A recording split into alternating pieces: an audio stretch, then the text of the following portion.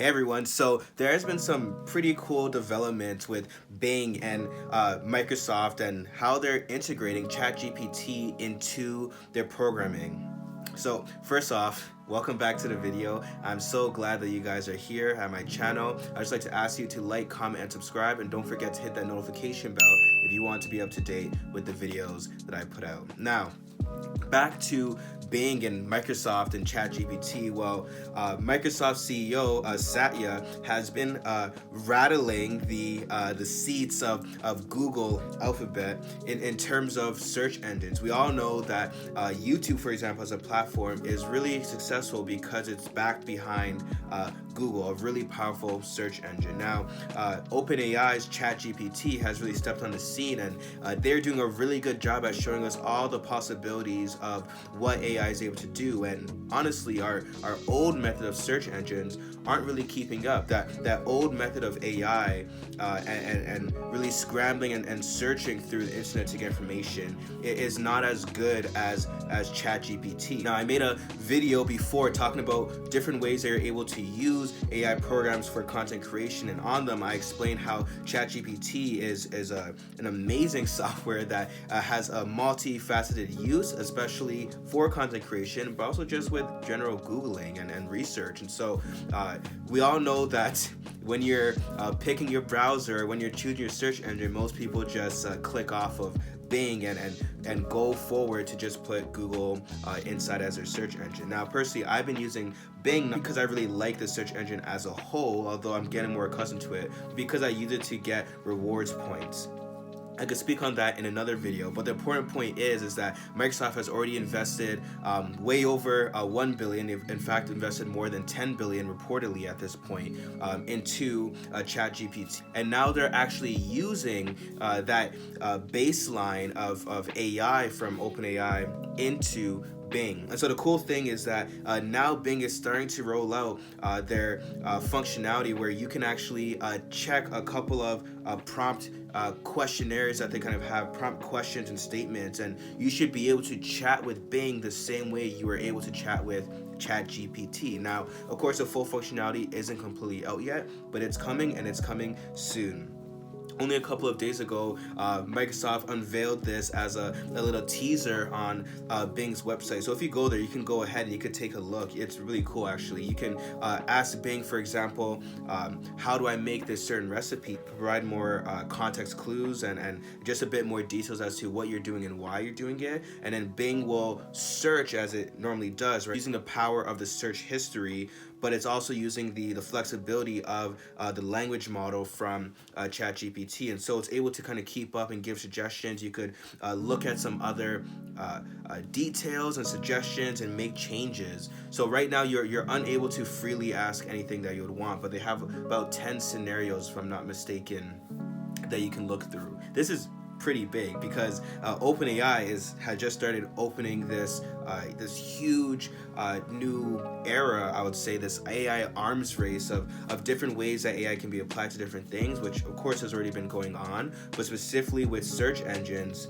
there's a huge shift in the way that it's happening, and now Alphabet and Microsoft are forced to really adapt. Now, the cool thing is that Alphabet has also responded in kind and started with their AI Bard, although the first showing wasn't exactly what they expected, and I believe by getting one fact wrong, shares instantly dropped. So there's some work that Google will need to do in order to really be on par with ChatGPT or actually improve functionality. But so far, Microsoft is promising that Bing will actually already be better than ChatGPT in its functionality. So there's a lot to look at there, and there's definitely a lot that they can apply. They're trying their hardest to really bring back Bing, and so I would really recommend that you go ahead and if you have iOS or Android, download Bing, and if you have it on your computer, I would really recommend that you get Bing and stay up to date with all the information that's kind of coming out, because it would be really cool to see what we're able to do with Bing. So I actually have it here on my iPad. So there's a little prompt there that says, I need to throw a dinner party for 6 people who are vegetarian. Can you suggest a 3-course menu with a chocolate dessert? And so you're able to click try it, of course. And I'll have this clear on the screen for you guys. And on the side there, you're able to actually see that Bing is talking a bit more like a personal assistant, and it's showing you starter ideas and main ideas, dessert ideas, and you're able to click on each one of them, and it can actually take you to, let's say, a blog that has that recipe in. And of course, you want to learn more, you're able to kind of look and see what websites that Bing suggests. Of course, you're able to respond to some degree now. These responses are pre-generated at this point, but there's supposed to be a let's chat button that lets you freely chat, but of course this isn't out yet. So there is a waitlist that you're able to join. So if you want to join, I'll probably have a link for that in the description. So editing Daniel here, I actually realized I got bumped up in the waitlist for the new Bing AI chat function, and I actually have access now. You're unable to actually get access on Safari to the full functionality, so I had to download the dev version of Bing for Mac OS, but I'll give you guys a quick demo of some things. So here it is. I asked it a basic question, how do I make a YouTube channel? One thing that I noticed is that it definitely does take a lot longer. And of course, it does remember your chat history just like GPT-3 does through ChatGPT. And so you could always add on another statement. So here I'm asking how to make a YouTube channel. And I also ask maybe not the practicality of it, but how can I kind of ease my way and make a better way. And so it does mention, for example, different types of YouTube channel niches that you can kind of go in. So that's really resourceful. And there are some different links that it may link to. Now, I'm actually not familiar with any of these, maybe Social Pilot, no one. So I think there is some work to go in regards to that. You could always, of course, have these responses. Maybe let's ask what AI tools can help me improve on YouTube.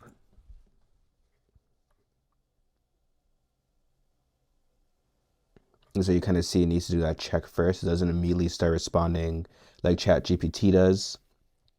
And it does let you know when you're able to answer. You're, of course, able to stop recording as you please.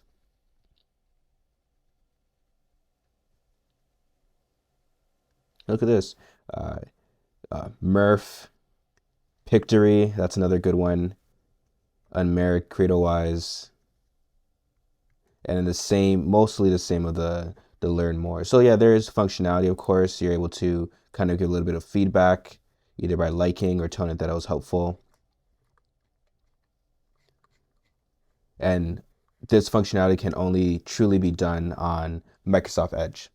And so with that being said, we now know that search engines are really gonna rapidly change in the next couple of weeks and months as both at least these behemoths, Google and Microsoft, really fight to integrate better AI into their search engines and how those can definitely affect different products. Now, I talked before on a short about how Microsoft is probably opening up to a greater possibility. The reason why YouTube is so great just in terms of drawing an audience and ad revenue is because it's linked with Google. And so as people search for things, you're gonna see YouTube videos come up in your search feed. Well, with Bing, you can search, but you might get YouTube videos, you might get Daily Motion videos, you can get a whole lot of other different softwares and programs that really aren't made by Microsoft.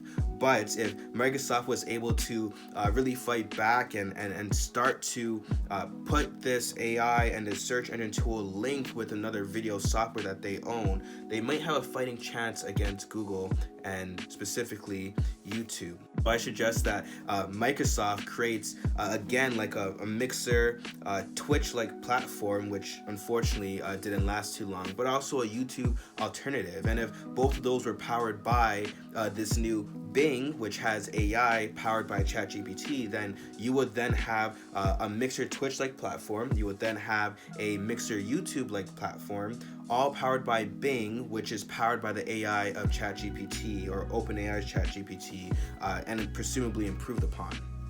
So there's a lot that Microsoft would be able to do because that would all be owned by one company, as opposed to Twitch, which is owned by Amazon, and of course opposed to YouTube, which is owned by Alphabet. all in all, there's a lot going on with AI and these changes, and I'm really excited to see how they could benefit us. Honestly, this is just better for us as consumers. We're really winning here, where they are competing to really give us a superior product and a better customer experience. Hopefully these features stay free for the majority of us. However, we do know that ChatGPT does have a premium version now, and in fact it's just opened on Canada for ChatGPT Plus. So there'll probably be more information on that soon, but let me know what you think. I want to know, do you think Bing is able to actually start to fight back and can really enter in as a heavyweight, or will it just be the usual of, hey, just Google that, forget about Bing? What is Bing? Because I'm excited because I love using Bing specifically for its rewards program with Microsoft Rewards. But now if Bing actually becomes a superior search engine, then I have no reason to use Google. In fact, I've been finding myself using Google less and less as of late. So please, tell me what you think about Bing, if you've been using it as yourself just for your own purposes, and if you are willing to take it on if it does have the benefits of ChatGPT. Well, thanks for making it to the end of the video. I'm so glad that you watched this far. If you're interested in how 5 other AI tools can help you, perhaps you are a content creator, then I really want you to click this video right here, because it'll tell you all about how you can use AI tools that are free for content creation. See ya.